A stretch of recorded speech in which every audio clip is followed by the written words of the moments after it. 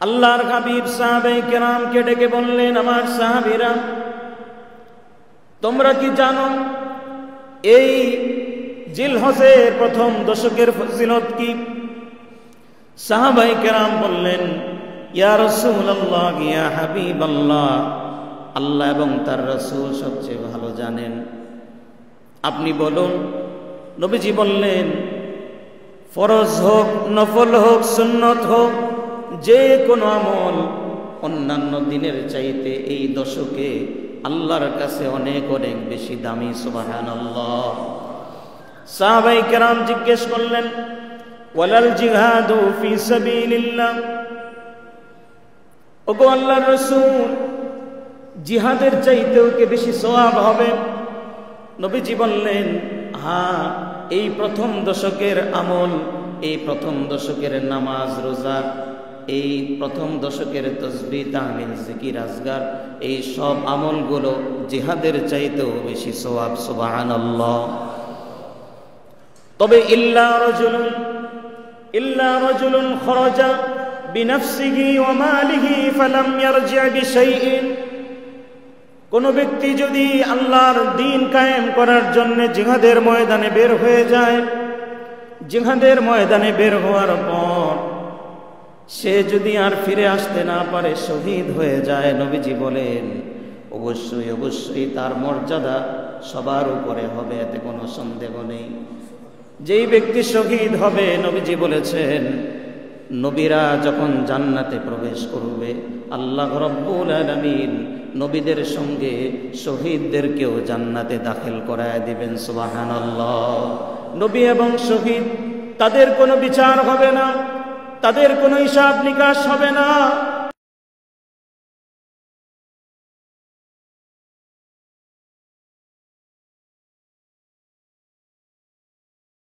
कदमों में मुस्तफा की मेरा माज़ार होता, वो खाक पाक होते मैं खाकसार होता, बलगल औला बिकमालिही कशफत तुजा बिजमालिही सुनत जमीअ ख़िसालिही सल्लू अलैहि व आलिही।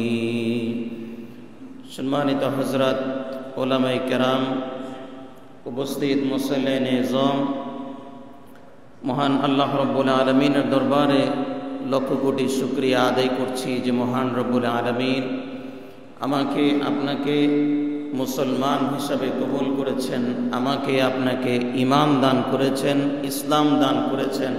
আমরা পড়তে পেরেছি লা ইলাহা ইল্লাল্লাহ মুহাম্মাদুর রাসূলুল্লাহ সাল্লাল্লাহু আলাইহি ওয়াসাল্লাম।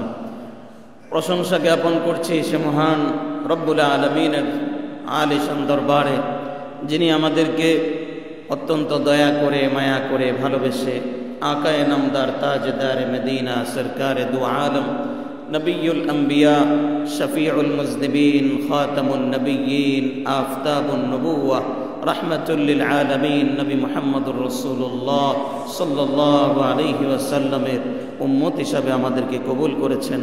সেজন্য মহান রব্বুল আলামিনের দরবারে শুকরিয়া আদায় করি। অন্তরের অন্তঃস্থল থেকে সবাই একবার বলে নিচ্ছি আলহামদুলিল্লাহ। আরেকটু জবান খুলে প্রাণ ভরে বলছি আলহামদুলিল্লাহ। প্রশংসা জ্ঞাপন করছি, শুকরিয়া আদায় করছি সে মহান মনিবের দরবারে, যিনি আমাদেরকে জিলহজের প্রথম দশকে, পবিত্র জিলহজের চাঁদের প্রথম দশকের প্রথম জুমা আমাদেরকে হাজির হওয়ার তৌফিক দিয়েছেন, এই পর্যন্ত হায়াত দান করেছেন। সেজন্য মহান মনিবের দরবারে আরেকবার শুকরিয়া আদায় করে অন্তরের গভীর থেকে সবাই ঈমানের শক্তি দিয়ে বলছি আলহামদুলিল্লাহ। সবাই পড়ে নিচ্ছি রব্বানা লাকাল হামদ হামদান কাসীরান তাইয়িবান মুবারাকান ফি। সবাই পড়ছি সুবহানাল্লাহ আলহামদুলিল্লাহ ولا إله إلا الله والله أكبر والله أكبر ইমানের জোর দিয়ে সবাই বলছি আল্লাহু আকবার। আল্লাহ রাব্বুল আলামিন আমাদের ইমানের জোরকে আরো বাড়িয়ে দেন, সবাই বলি আমিন। প্রিয় উপস্থিতি, আজকে আমি কোরআনে কারীম থেকে একটি আয়াতে কারিমা তেলাওয়াত করেছি, যে আয়াত সূরা আলে ইমরানের 96 নম্বর আয়াত। অন্য আরো 2টি আয়াত সম্পর্কে আজকে আলোচনা করব। সে আয়াতটি হলো 30 নম্বর পারায় সূরা ফাজর। আল্লাহ রাব্বুল আলামিন ইরশাদ করছেন, ওয়াল ফাজরি ওয়া লায়ালিন আশর ওয়াশ শাফঈ ওয়াল ওয়াতর। আল্লাহ রাব্বুল আলামিন কসম খেয়ে বলছেন, ওয়াল ফজর ওয়া লায়ালিন আশর, আমি ফজরের কসম খাচ্ছি, ওয়া লায়ালিন আশর, এবং আমি 10টি মূল্যবান রাতের কসম খেয়ে বলছি। আল্লাহ রাব্বুল আলামিন যখন কসম খান তখন এটার মূল্য কম না বেশি? মুহাদ্দিসিনে কেরাম, মুফাসসিরিনে কেরাম বলেছেন, আল্লাহ রাব্বুল আলামিন যে বলেছেন আমি 10 রাতের কসম খেলাম, এই 10 রাত দ্বারা উদ্দেশ্য হলো, অনেক মুফাসসিরিনে কেরাম বলেছেন যে জিলহজের যে প্রথম 10টি রাত, এই প্রথম 10টি রাতের আল্লাহ রাব্বুল আলামিন গুরুত্ব বোঝানোর জন্য আল্লাহ পাক কসম খেয়েছেন। সুবহানাল্লাহ।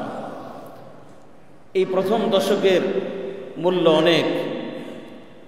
আল্লাহর হাবিব প্যারে নবী জনাবে মুহাম্মদ রাসূলুল্লাহ সাল্লাল্লাহু আলাইহি ওয়াসাল্লাম ইরশাদ করছেন, মা মিন আইয়ামিন আল আমালু সালিহ আহাব্বা ইলাল্লাহি ওয়া আ'যামু ইলাইহি মিন আইয়ামি হাযিহিল আইয়াম, যে এই দিনগুলোর চাইতে বেশি দামি, রমজান ছাড়া বাকি এই 10টা দিনের চাইতে বেশি দামি দিন আসমানের নিচে জমিনের উপরে আল্লাহর কাছে আর দ্বিতীয়টা নাই। সুবহানাল্লাহ। এত দামি এই 10টা দিনের আমলের দাম আল্লাহর কাছে সবচেয়ে বেশি।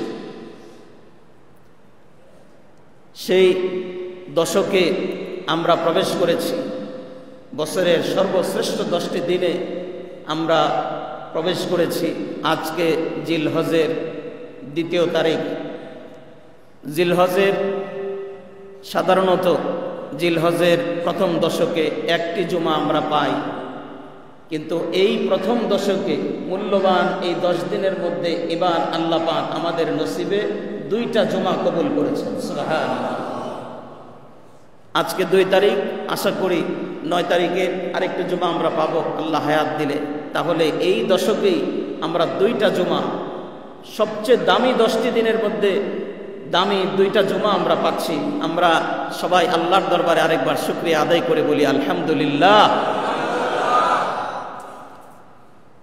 আল্লাহর হাবিব সাহাবায়ে কেরামকে ডেকে বললেন, আমার সাহাবীরা, তোমরা কি জানো এই জিলহজের প্রথম দশকের ফজিলত কি? সাহাবায়ে কেরাম বললেন, ইয়া রাসূলুল্লাহ, ইয়া হাবিবাল্লাহ, আল্লাহ এবং তার রাসূল সবচেয়ে ভালো জানেন, আপনি বলুন। নবীজি বললেন, ফরজ হোক, নফল হোক, সুন্নত হোক, যে কোনো আমল অন্যান্য দিনের চাইতে এই দশকে আল্লাহর কাছে অনেক অনেক বেশি দামি। সুবহানাল্লাহ। সাহাবায়ে কেরাম জিজ্ঞেস করলেন, ওয়ালাল জিহাদু ফি সাবিলিল্লাহ, ওগো আল্লাহর রাসূল, জিহাদের চাইতেও কি বেশি সওয়াব হবে? নবীজি বললেন, হ্যাঁ, এই প্রথম দশকের আমল, এই প্রথম দশকের নামাজ, রোজা, এই প্রথম দশকের তাসবিহ, তাহলিল, জিকির, আজগার, এই সব আমলগুলো জিহাদের চাইতেও বেশি সওয়াব। সুবহানাল্লাহ। তবে ইল্লা রাজুলুন খরাজা বিনফসিহি ওয়া মালিহি ফালাম ইয়ারজি' বিশাইইন, কোনো ব্যক্তি যদি আল্লাহর দ্বীন কায়েম করার জন্য জিহাদের ময়দানে বের হয়ে যায়, জিহাদের ময়দানে বের হওয়ার পর সে যদি আর ফিরে আসতে না পারে, শহীদ হয়ে যায়, নবীজি বলেন অবশ্যই অবশ্যই তার মর্যাদা সবার উপরে হবে, এতে কোনো সন্দেহ নেই। যেই ব্যক্তি শহীদ হবে, নবীজি বলেছেন নবীরা যখন জান্নাতে প্রবেশ করবে, আল্লাহ রাব্বুল আলামিন নবীদের সঙ্গে শহীদদেরকেও জান্নাতে দাখিল করায় দিবেন। সুবহানাল্লাহ। নবী এবং শহীদ, তাদের কোনো বিচার হবে না, তাদের কোনো হিসাব নিকাশ হবে না। আল্লাহ রাব্বুল আলামিন শহীদদেরকে ডেকে বলবেন, শহীদরা তোমরা আমার নবীদের সঙ্গে দাঁড়িয়ে যাও, আমার প্যারে হাবিবের সঙ্গে দাঁড়িয়ে যাও, আমার ইব্রাহিমের সঙ্গে দাঁড়াও, আমার ইউসুফের সঙ্গে দাঁড়াও, আমার ইসহাকের সঙ্গে দাঁড়াও। শহীদদের গা থেকে রক্ত ঝরতে থাকবে। নবীজি বলেন শহীদদের, তারা যেমন দুনিয়াতে রক্ত ভেজা শরীর নিয়ে দাফন হয়েছিল, এরকম রক্ত ভেজা শরীর নিয়ে আল্লাহর দরবারে তারা হাজির হবে। আল্লাহ পাক ডাক দিয়ে বলবেন, তোমাদের জিন্দেগির গুনাহগুলো আমি আল্লাহ পাক মাফ করে দিয়ে তোমাদের হিসাব নিকাশ আমি সব মাফ করে দিলাম। আজকে তোমাদের হিসাবের খাতা খোলাই হবে না। নবীরা যেমন জান্নাতে প্রবেশ করবে, তাদের সঙ্গে তোমরাও জান্নাতে চলে যাও। সুবহানাল্লাহ। সেই আল্লাহর দ্বীনের জন্য শহীদ হওয়ার তামান্না, শহীদ হওয়ার আকাঙ্ক্ষা, শহীদ হওয়ার ইচ্ছা আমাদের অন্তরে আছে না নাই? আল্লাহ পাক আমাদেরকে আল্লাহর রাস্তায় শহীদ হওয়ার তৌফিক দান করেন। আমরা সবাই বলি আমিন।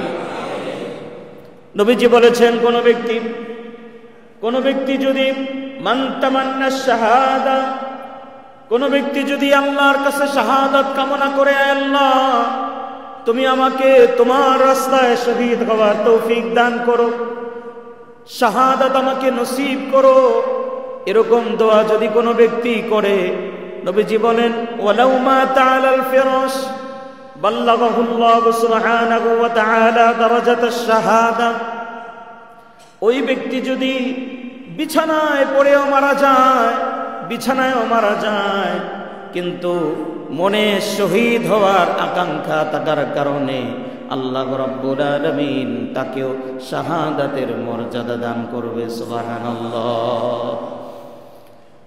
প্যারে হাজিরিন, সাহাবায়ে কেরাম রিদওয়ানুল্লাহি আলাইহিম আজমাইন, সাহাবায়ে কেরাম নবীজিকে বললেন, ইয়া রাসূলুল্লাহ, ইয়া হাবিবাল্লাহ, আমরা যদি এই জিলহজের প্রথম দশকে জিহাদ করতে না পারি, তাহলে আমরা কি করব? যদি জিহাদ করতে না পারি, কোন এলাকায় যদি মুসলমান এমন অবস্থায় থাকে তার এখন জিহাদ করার সুযোগ নেই, তাহলে কি করবে? নবীজি বলেন, তাহলে তারা আমল বাড়িয়ে দিবে আর 3টা জিকির বেশি বেশি করবে এই প্রথম দশকে। এই 3টা জিকির করার বিনিময়ে আল্লাহর রাস্তায় সরাসরি জিহাদে অংশগ্রহণ করার সমপরিমাণ সওয়াব আল্লাহ দান করে দিবেন। সুবহানাল্লাহ। 3টা জিকির বেশি বেশি করবে। নবীজি বললেন ফাআকসিরু ফীহিন্নাত তাহলিল, বেশি বেশি তোমরা পড়বে লা ইলাহা ইল্লাল্লাহ, লা ইলাহা ইল্লাল্লাহ ওয়াত তাকবীর, আর বেশি বেশি আল্লাহু আকবার পড়বে, ওয়াত তাহমিদ, আর বেশি বেশি আলহামদুলিল্লাহ পড়বে। এই 3টা জিকির যদি বেশি বেশি এই 10 দিন পড়তে পারো, তাহলে জিহাদের সমপরিমাণ সওয়াব দান করা হবে। সুবহানাল্লাহ। সুবহানাল্লাহর আওয়াজটা আজকে আস্তে হয়ে গেছে। এই বৃষ্টিতে মনে হয় আপনারা ক্লান্ত হয়ে গেছে। প্রাণ ভরে ইমানের শক্তি দিয়ে মুহাব্বতের সাথে আল্লাহকে খুশি করার জন্য সবাই বলেন সুবহানাল্লাহ। 3টা তাসবিহ পড়লে জিহাদের সওয়াব আমাদের পড়ার সবার ইচ্ছা আছে তো ইনশাআল্লাহ? আল্লাহ কবুল করেন, সবাই বলি আমিন। সহজে যদি আমরা এই তসবিহটা, আমরা আইয়ামে তাশরিকে যে তসবিহ পড়ি, এই তসবিহটি আমরা পড়তে পারি, আমার সঙ্গে সবাই পড়েন আল্লাহু আকবার, আল্লাহু আকবার, লা ইলাহা ইল্লাল্লাহু আল্লাহু আকবার, আল্লাহু আকবার ওয়ালিল্লাহিল হামদ আল্লাহু আকবার লা ইলাহা ইল্লাল্লাহু আল্লাহু আকবার ওয়ালিল্লাহিল হামদ। যদি এটা আপনার কাছে লম্বা মনে হয় তাহলে আরো সংক্ষেপে লা ইলাহা ইল্লাল্লাহু আল্লাহু আকবার ওয়ালিল্লাহিল হামদ লা ইলাহা ইল্লাল্লাহু আল্লাহু আকবার ওয়ালিল্লাহিল হামদ। আমার সাথে জবান মিলিয়ে পড়েন লা ইলাহা ইল্লাল্লাহু আল্লাহু আকবার ওয়ালিল্লাহিল হামদ। আমরা সবাই এই তাসবিহগুলো এই 10 দিন একটানা পড়তে থাকবো, বলি ইনশাআল্লাহ। নবীজি বলেছেন এই 10 দিনে তোমাদের আমল বাড়িয়ে নাও, তাহলে তোমরা জিহাদের সওয়াব পাবে। 1 নম্বরে হলো আমরা এই তাসবিহ বেশি বেশি পড়ব। 2 নম্বরে হলো যদি সম্ভব হয় 1 তারিখ থেকে 9 তারিখ পর্যন্ত আমরা সবাই রোজা রাখবো, বলি ইনশাআল্লাহ। অনেক মুসল্লি ভাইরা রোজা রাখা শুরু করেছেন। এই দশকে কুরবানির ঈদ ছাড়া প্রথম 9 দিন, এই 9 দিনের রোজা আশা করা যায়, মুহাদ্দিসিনে কেরাম বলেছেন আশা করা যায় আল্লাহ পাক রমজানের সওয়াব দান করবেন। সুবহানাল্লাহ। তো আমরা নিয়ত করে ফেলি, বলি ইনশাআল্লাহ। আজকে জিলহজের 2 তারিখ, অনেকেই রোজা রেখেছেন, যারা রাখেননি হয়তো ওনারা হাত না তুললে লজ্জা পাবেন। আশা করি বাকি দিনগুলোতে আমরা রোজা রাখার চেষ্টা করব। হিম্মত যদি করি পূর্ণ করে দেওয়ার মালিক কে? আল্লাহ। আল্লাহর হাবিব বলেন এই প্রথম 9 দিনের মধ্যে 9ম দিন ইয়াউম আরাফা, আরাফার রোজা, এই রোজার দাম বাকি 8 দিনের রোজার চাইতেও বেশি। সুবহানাল্লাহ। যদি সম্ভব না হয় প্রথম 8 দিন যদি রোজা রাখতে না পারো তাহলে 9ম দিন রোজা রাখো, কুরবানির আগের দিন রোজা রাখো। এবছর আমাদের কুরবানির আগের দিন জুমার দিন পড়ছে, আগামী জুমার দিন। কুরবানির আগের দিন ইয়াউম আরাফা, যেটাকে ইয়াউম আরাফা বলা হয়, আরাফার দিবসের রোজা বলা হয়। 9 তারিখের রোজা রাখো। নবীজি বলেন সিয়ামু ইয়াউমি আরাফা আহতাসিবু আলাল্লাহি আন ইউকাফফিরাস সানাতাল্লাতী ক্বাবলাহু ওয়াস সানাতাল্লাতী বা'দা। মুসলিম শরীফের 1162 নম্বর হাদিস। নবীজি বলেন কোন ব্যক্তি যদি জিলহজের 9 তারিখ আরাফার রোজা রাখতে পারে, আমি আশা করি আল্লাহ রাব্বুল আলামিন এই একটি রোজার বিনিময়ে পেছনের 1 বছরের এবং আগামী 1 বছর 2 বছরের গুনাহ আল্লাহ পাক মাফ করে দিবে। সুবহানাল্লাহ। 2 বছরের গুনাহ মাফ হয়ে যাবে একটি রোজার বিনিময়ে। আরেকবার প্রাণ ভরে বলি সুবহানাল্লাহ। as-sanatallaতি ক্বাবলাহু was-sanatallaতি বা'দাহু। অন্য হাদিসে নবীজি বলেন মান সামা লিল্লাহি ইয়াওমান, কোন ব্যক্তি যদি আল্লাহকে খুশি করার জন্য একটি মাত্র নফল রোজা রাখে, বা'আদাল্লাহু বাইনাহু ওয়া বাইনান নারি 70 খরিফা, ওই ব্যক্তিকে একটি নফল রোজার বিনিময়ে আল্লাহ রাব্বুল আলামিন জাহান্নাম থেকে অন্তত 70 বছর দূরে সরিয়ে দেন। সুবহানাল্লাহ। তাহলে আমাদের জিলহজের প্রথম দশকে 1 নম্বর আমল হলো আমরা এই 3টা তাসবিহ পড়ব, লা ইলাহা ইল্লাল্লাহু আল্লাহু আকবার ওয়ালিল্লাহিল হামদ। 1 নম্বর আমল। যদি সম্ভব হয় ওই লম্বা তাসবিহটা পড়ব, আল্লাহু আকবার লা ইলাহা ইল্লাল্লাহু আল্লাহু আকবার ওয়ালিল্লাহিল হামদ। এটা হলো 1 নম্বর আমল। 2 নম্বর আমল হলো যে আমরা নফল রোজা রাখব। 3 নম্বর আমল হলো যার যতটুকু সম্ভব, যেহেতু এই জিলহজের প্রথম দশক, এই দামি 10টা দিনের সদকা দান আল্লাহর কাছে অন্যান্য দানের চাইতে অনেক বেশি মর্যাদা রাখে। আল্লাহ পাক যাকে যতটুকু তৌফিক দিয়েছেন তৌফিক অনুযায়ী আমরা আল্লাহর রাস্তায় দান করব, বলি ইনশাআল্লাহ। 3 নম্বর আমল। 4 নম্বর আমল হলো যাদেরকে আল্লাহ রাব্বুল আলামিন তৌফিক দিয়েছেন, যারা প্রয়োজনের অতিরিক্ত নেশাব পরিমাণ টাকার মালিক, বর্তমানে যেটা 1 লক্ষ টাকা, যদি কারো কাছে কুরবানির 3 দিন জিলহজের 10, 11, 12 এই 3 দিন কারো কাছে মোটামুটি 1 লাখ টাকা প্রয়োজন অতিরিক্ত থাকে, তাহলে তার উপর কুরবানি করা ওয়াজিব, তাকে কুরবানি করতে হবে।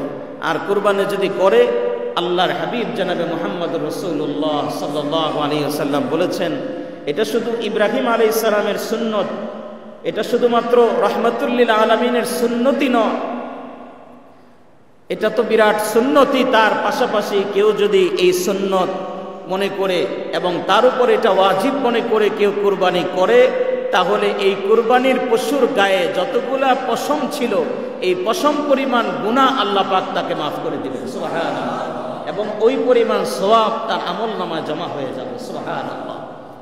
এটা হলো 4 নম্বর আমল।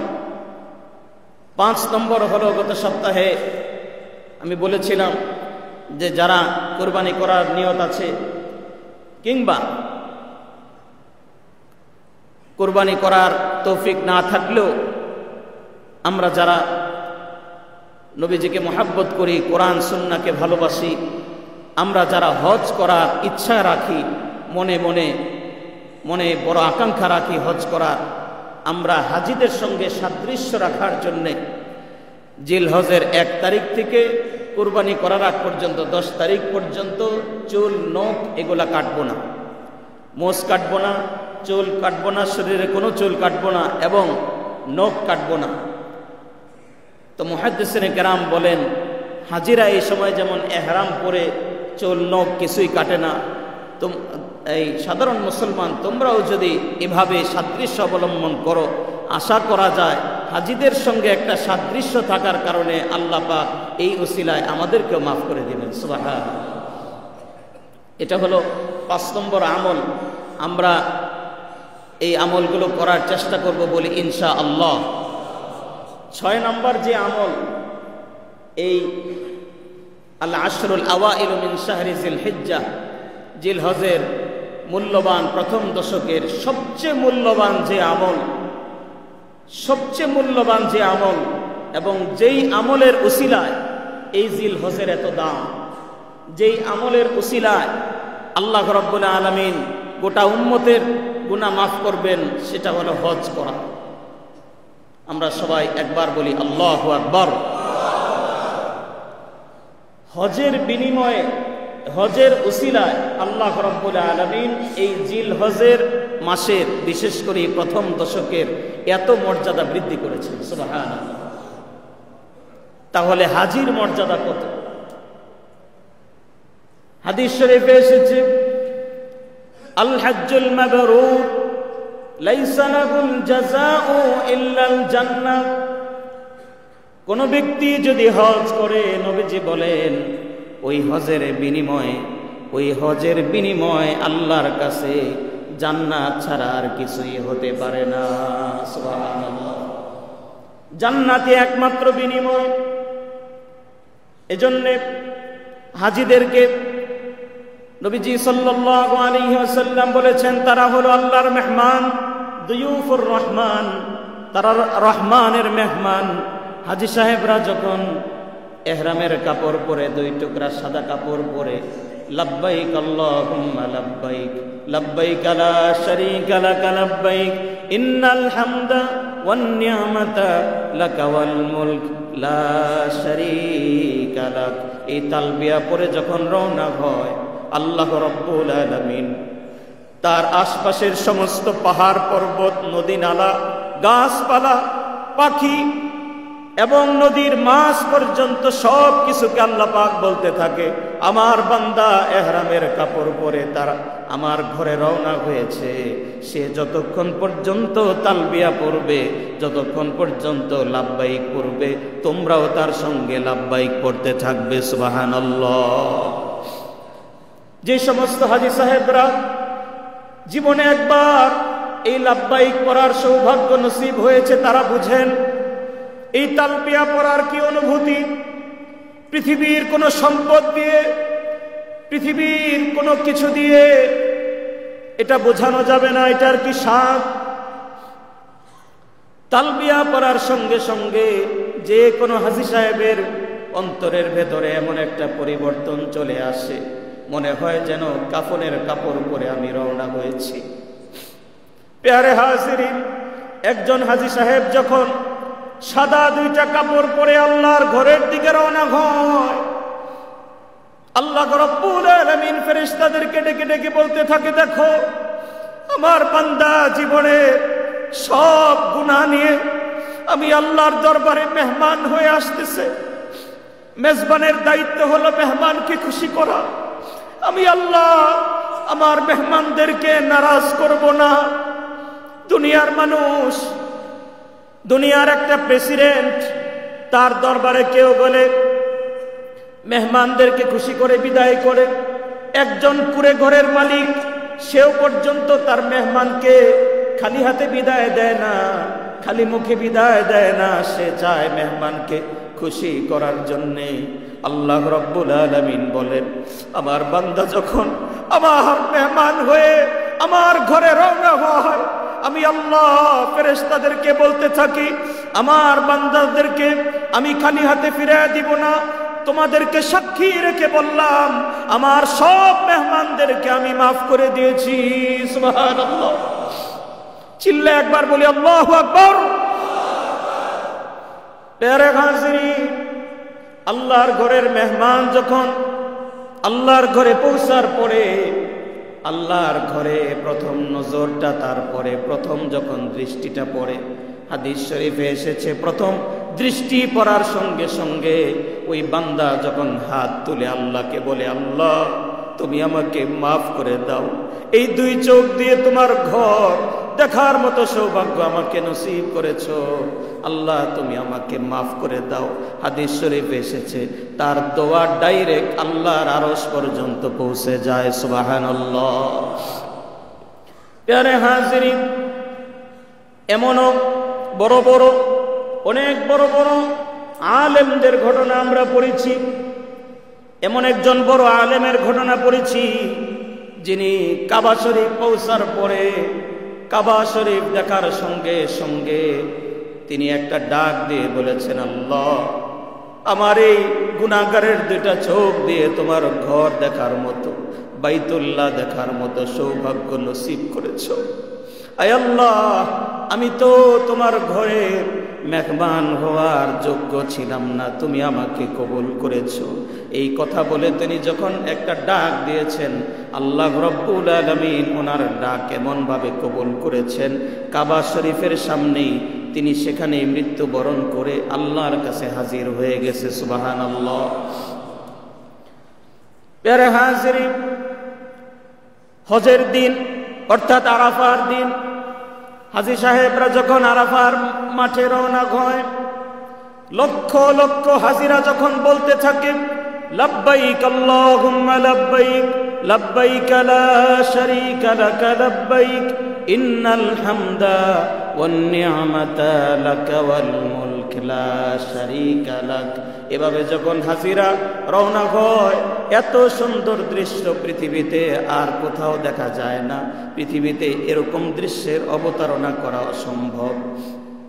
আরাফার মাঠে হাদিস শরীফে এসেছে, বান্দা যখন দোয়া করতে থাকে, তার টাকা যদি হালাল হয়, হালাল টাকা দিয়ে যদি হজ করতে যায়, আরাফার মাঠ থেকে বের হওয়ার আগে তার জিন্দেগির সগীরা কবিরা সব গুনাহ খাতা আল্লাহ মাফ করে দেন। জোরে জোরে বলি সুবহানাল্লাহ। আরাফার মাঠে যাওয়ার ইচ্ছা আমাদের আছে না নাই? হাত তুলে সবাই বলেন ইনশাআল্লাহ। আল্লাহ তুমি হাতগুলাকে কবুল করো, সবাই বলি আমিন। আমি আল্লাহর নামে কসম করে বলতে পারি, আল্লাহ পাক আমাকে জীবনে দুইবার আরাফার মাঠে যাওয়ার, হজের দিন আরাফায় যাওয়ার তৌফিক দিয়েছেন, দুইবার দোয়া করার তৌফিক দিয়েছেন।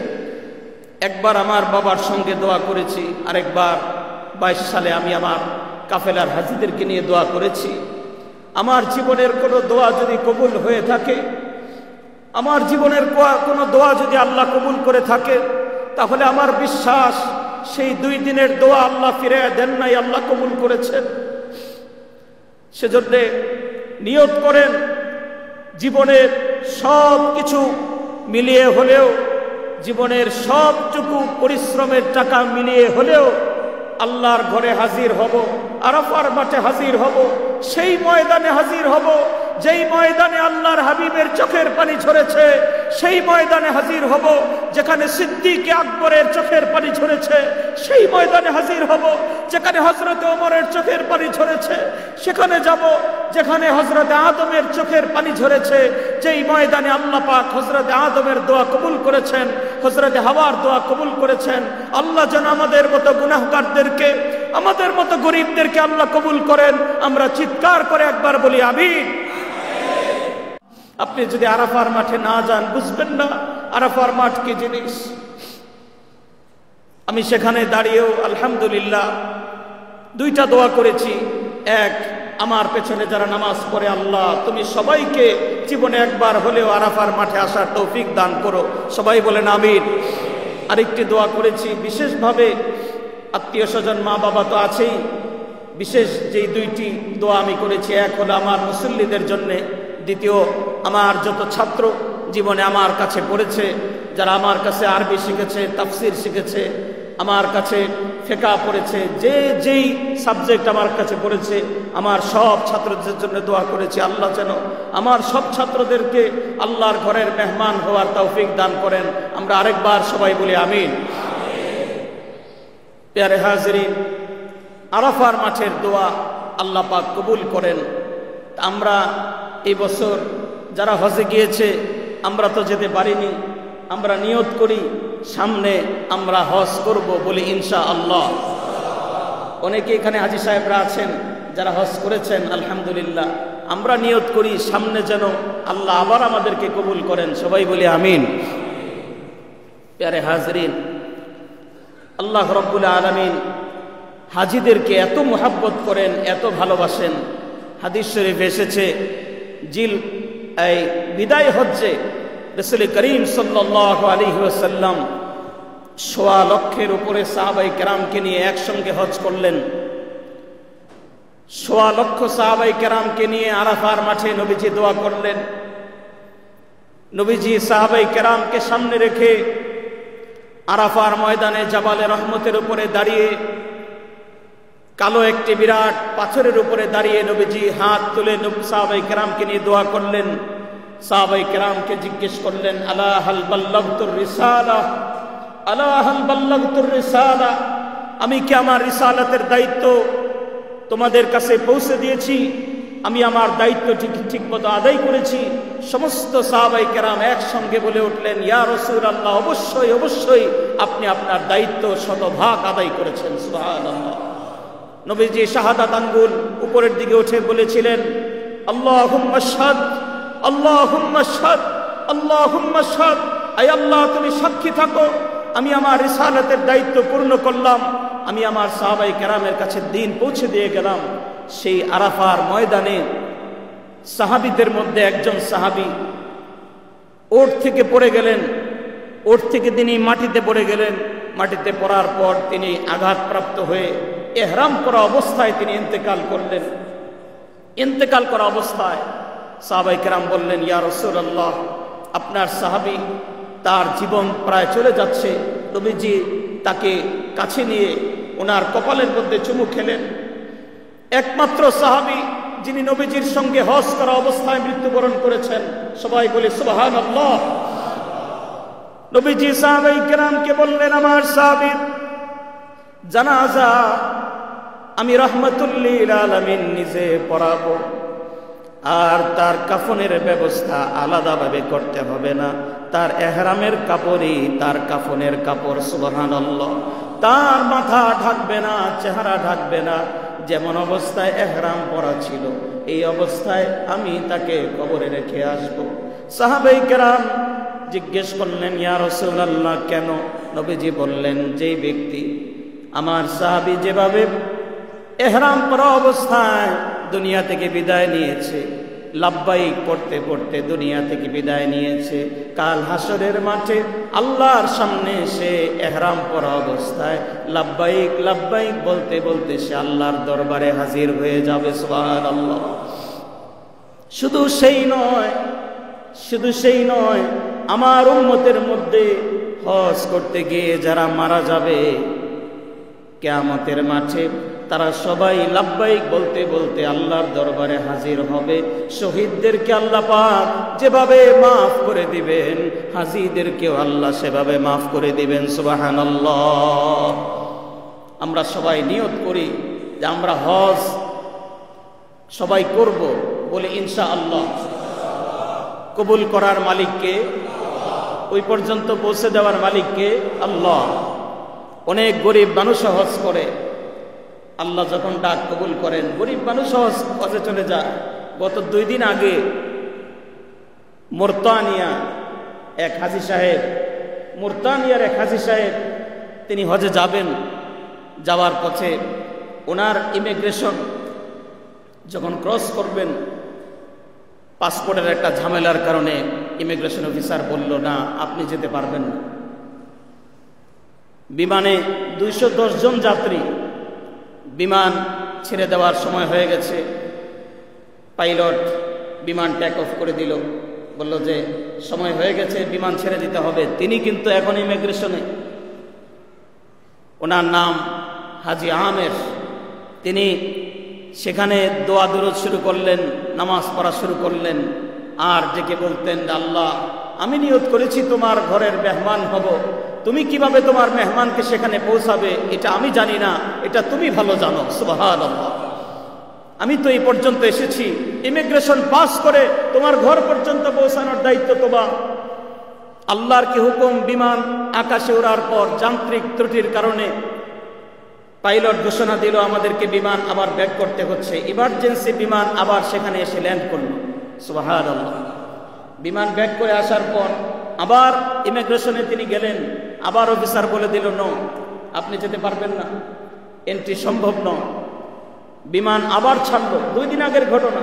বিমান আবার ছাড়লো, আবার কিছু দূর যাওয়ার পরে যান্ত্রিক ত্রুটির কারণে পাইলট ঘোষণা দিল আমাদেরকে ইমার্জেন্সি ল্যান্ড করতে হচ্ছে।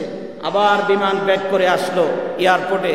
আসার পরে পাইলট নেমে এসে ইমিগ্রেশন অফিসারকে বলছে, ওয়াল্লাহি আল্লাহর কসম, এই হাজির কারণে আল্লাহ পাক বিমান আটকে রেখেছেন। সুবহানাল্লাহ। আপনি কোন নিয়মের বাহিরে গিয়ে আপনি তার পাসপোর্ট দিয়ে দেন, ইমিগ্রেশন ক্রস করে আপনি ছেড়ে দেন, এই হাজি যতক্ষণ বিমানে না উঠবে বিমান চলবে না। হাজী সাহেবকে ছেড়ে দেওয়া হলো, তিনি গিয়ে বিমানে উঠলেন। বিমান ছেড়ে দেওয়ার পর বিমান আল্লাহর ঘর পর্যন্ত পৌঁছে গিয়েছে। সুবহানাল্লাহ, সুবহানাল্লাহ। পৌঁছে দেওয়ার মালিক কে? আল্লাহ। সুতরাং আমি যদি আমার অন্তর থেকে আল্লাহকে ঠিকমতো ডাকতে পারি, ইনশাআল্লাহ কবুল করার মালিককে আল্লাহ। প্রাণ ভরে একবার আল্লাহর নামে তাকবীর দিব, আল্লাহু আকবার। এই জিলহজের প্রথম দশকে সাহাবাই কেরাম এত বেশি তাকবীর পড়তেন, হাদিস শরীফ এসেছে, তারিখের কিতাব এসেছে, হযরত ইবনে ওমর, হযরত আবু হুরায়রা রাদিয়াল্লাহু তাআলা আনহুমা মানুষদেরকে তাকবীরের কথা স্মরণ করিয়ে দেওয়ার জন্য বাজারে গিয়ে দুইজনে মিলে তাকবীর দিতেন। তাকবীর দেওয়ার পরে সব ব্যবসায়ীরা ওনাদের সঙ্গে পুরা বাজারের মধ্যে তাকবীর দেওয়া শুরু করতেন। আমরা আসেন একবার তাকবীর দেই, লিল্লাহি তাকবীর। হযরত ওমর রাদিয়াল্লাহু তাআলা আনহু নবীজির ইন্তেকালের পরে জীবনে যতবার হজ করেছেন, মিনার মাঠে গিয়ে আজকেই তারিখ পড়ছিলাম, এত জোরে তিনি তাকবীর দিতেন, তার তাজ্জুবিত তাকবীর।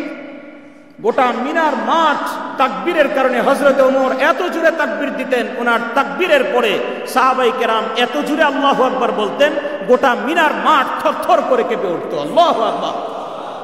সুতরাং আসুন আমরা নবীজি সাল্লাল্লাহু আলাইহি ওয়াসাল্লামের অনুসরণে, সাহাবায়ে কেরামকে মহব্বত করে ওনাদের অনুসরণে প্রাণ ভরে 3টা তাকবীর দিব, প্রাণ ভরে মন ভরে ঈমানের শক্তি দিয়ে, লিল্লাহি তাকবীর, আল্লাহু আকবার, আল্লাহু আকবার।